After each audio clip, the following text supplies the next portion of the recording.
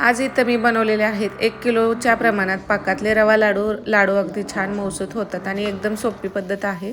तर यासाठी आपल्याला लागणार आहे 0 नंबरचा जो रवा असतो ना, एकदम बारीक साईजचा. तर रवा लाडूसाठी तोच रवा घ्यायचा आहे, त्याच्यानेच लाडू छान होतात. मोठा रवा जरी आपण बारीक करून घेतला तर ते टेक्स्चर येत नाही, त्यामुळं रवा घेतानाच आपल्याला अगदी जो 0 साईजचा असतो तोच घ्यायचा आहे. रवा छान चाळून घेतला, त्यामध्ये काय आहे का ते पण बघून घेतलं. गॅसवरती आता थोडीशी मोठ्या साईजची आणि जाड बुडाची कढई ठेवायची, म्हणजे आपला रवा व्यवस्थित भाजला जातो. पातळ कढई असेल तर मग तो पटकन करपतो, व्यवस्थित भाजला जात नाही. आणि आता कढई मोठीच आहे, त्यामुळे यामध्ये सगळा रवा एका वेळेला बसतोय. तर इथं ना आता 1 किलो रवा असेल तर 400 ग्रॅम एवढं तूप लागतं. रव्याच्या लाडूला शक्यतो तुपाचा वापर थोडासा जास्तीचा होतो. तूप कमी पडलं तर मग तशी टेस्ट लाडूला येत नाही. तर सुरुवातीला मी 200 ग्रॅमचा हा कप आहे, तर 1 कप एवढं तूप टाकले आणि रवा भाजत आल्यानंतर थोडं थोडं तूप टाकून पण तुम्ही भाजू शकता. एकूण सगळं तूप आपल्याला वापरायचं आहे, पण हळूहळू वापरलं तरी चालतं. आता रवा भाजण्यासाठी वेळ द्यायचा आहे, तर छान त्याचा ना अगदी गुलाबी रंगावरती आपल्याला रवा भाजून घ्यायचा आहे. रव्याच्या लाडूला रवा व्यवस्थित भाजणं ही सुद्धा स्टेप तेवढीच महत्त्वाची राहते.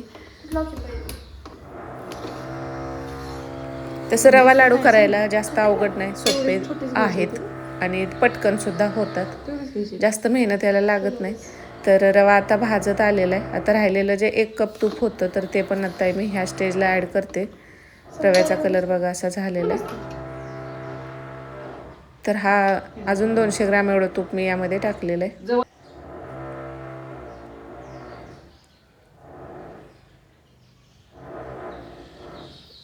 आणि तूप टाकल्यानंतर सुद्धा हे व्यवस्थित तसा परत रवा अजून थोड्या वेळासाठी मी भाजून घेतला आहे. तर सतत हलवत असं आपल्याला सुरुवातीला हाय फ्लेमवरती मी भाजलेला, नंतर जसा भाजत येईल तसं फ्लेम तुम्ही कमी कमी करत गेला तरी चालतं. आता नंतर भाजताना बघा लगेच कढईला चिटकायला लागतो. अशा वेळेला म्हणजे गॅस कमी असताना सुद्धा समजून जायचं की रवा आपला भाजत आला आहे. आणि आता मी गॅस बंद केलेला आहे. यावर आता हा जो भाजलेला रवा आहे तो एका परातीत काढून ठेवते, म्हणजेच पाक करेपर्यंत तो रवा आहे तो थंड होतो. रव्याचे लाडू करताना म्हणजे कोणती तरी एक गोष्ट आपल्याला थंड असावी लागते. पाक गरम असेल तर रवा थंड असावा, किंवा पाक थंड असेल तर मग रवा गरम असेल तर चालतो. तर इथं ना त्यात तीच कढई मी धुवून घेतली फक्त. त्यामध्ये हा कप आता 200 ग्रॅमचा आहे, तर 3 कप एवढी साखर टाकते, म्हणजेच 600 ग्रॅम एवढी साखर पुरेशी होते रव्याच्या लाडूला. आणि यामध्ये ना आता अर्धा लिटर पाणी लागतं, म्हणजे 500 ml. तर 2.5 कप एवढं पाणी टाकलं आहे मी. आणि ह्याचाने आपल्याला एक तारी असा पाक करून घ्यायचा आहे. आता सुरुवातीला साखर विरघळेपर्यंत सतत आपल्याला असं ढवळत राहायचं आहे. साखर पूर्ण विरघळल्यानंतर ना उकळी आल्यानंतर थोडंसं दूध यामध्ये टाकायचं आहे. यामुळं काय होतं की साखरेवरती जी मळी येते ना ती काढल्यामुळं लाडू आपले पांढरे शुभ्र होतात. दूध टाकायचं आणि थोड्या वेळासाठी मोठ्या गॅसवरती ह्याला उकळू द्यायचं. तर बघा ही मळी अशा पद्धतीने वरती येते, तर ती आता मी गाळणीच्या मदतीने अशी काढून घेते. तर इतकी सगळी साखरेची मळी निघून जाते. मग नंतर आता आपल्याला ह्याचा पाक चेक करायचा आहे. असं ह्यानं बघितलं तरीसुद्धा जो शेवटचा ड्रॉप आहे तो हळू पडतो आणि तार चालते.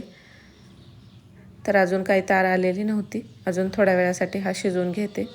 थोड्या वेळाने नंतर आपल्याला चेक करत राहायचं आहे. तोपर्यंत आता वेलची पावडर संपलेली. तर मिक्सरच्या भांड्यामध्ये वेलची मी अगोदर गरम करून घेतलीत, म्हणजे भाजून घेतलेत, आणि नंतर त्यामध्ये थोडीशी साखर टाकून बारीक करून घेते ती. आता परत एकदा साखर असा पाकाचा ड्रॉप घ्यायचा आणि तो आपल्याला ह्याच्यात प्लेटमध्ये थोडासा थंड होऊ द्यायचा आणि मग बघायचं ह्याची हलकी तार येते. तर अजून 1-2 मिनटं शिजवून घेते आणि हा पाक तयार झालेला आहे. जास्त पण पुढे जाऊ द्यायचा नाही. व्यवस्थित तार आली ना बंद करायचा, म्हणजे डबल तार येऊ द्यायची नाही आपल्याला. तर हा पाक तयार झालेला आहे. आता मी कढई खाली घेतली आणि आता रवा पण बऱ्यापैकी थंड झालेला आहे, पाक गरम आहे. तर यामध्ये आता हा रवा टाकायचा.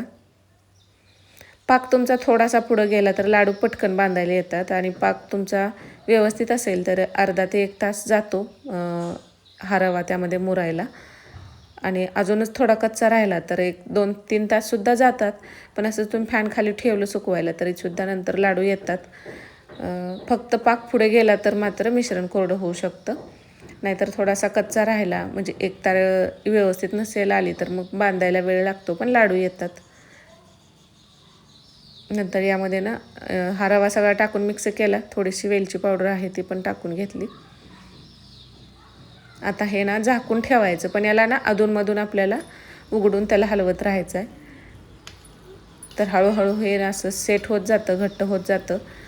आता उघडं ठेवलं तर पटकन सेट होतं, पण सुरुवातीचा अर्धा तास तरी झाकून ठेवायचं म्हणजे रवा व्यवस्थित मुरतो आणि त्यामुळेच लाडू आपले छान होतात. तर तसंच मी नंतर परातीत काढून हे सुकवून घेतलं, म्हणजे थोड्या वेळासाठी फॅन खाली ठेवलं ते, नंतर लगेच कोरडं झालं. तर त्यामध्ये थोड्याशा अशा गाठी होतात. ह्या गाठी तुम्ही एकदम मिक्सरलासुद्धा फिरवू शकता किंवा हाताने असं फोडून घेतलं तरी चालतं.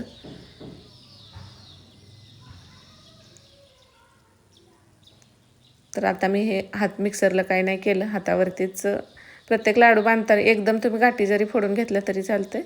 पाक असल्यामुळं थोडाफार गाठी राहतात यामध्ये. आणि नंतर मग ह्याचे छान असे लाडू बांधून घ्यायचे. रवा लाडू शक्यतो छोटे छोटेच हे लाडू छान वाटतात. तर यामध्ये तुम्हाला हवे असतील ते ड्रायफ्रूट्स तुम्ही टाकू शकता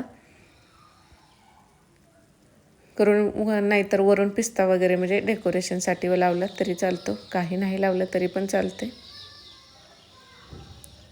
तर अशा पद्धतीनं आता हे सगळे लाडू मी बांधून घेते. आणि हा लाडू शेवटपर्यंत बांधता येतो. यामध्ये तूप व्यवस्थित आहे, आपला पाक व्यवस्थित झालेला असतो. त्यामुळे मिश्रण जास्त कोरडं होऊ द्यायचं नाही. त्यावेळी म्हणजे आपल्याकडे त्याकडे लक्ष द्यायचं आणि मग छान असे लाडू तयार होतात आणि खूप दिवस हे लाडू टिकतात सुद्धा.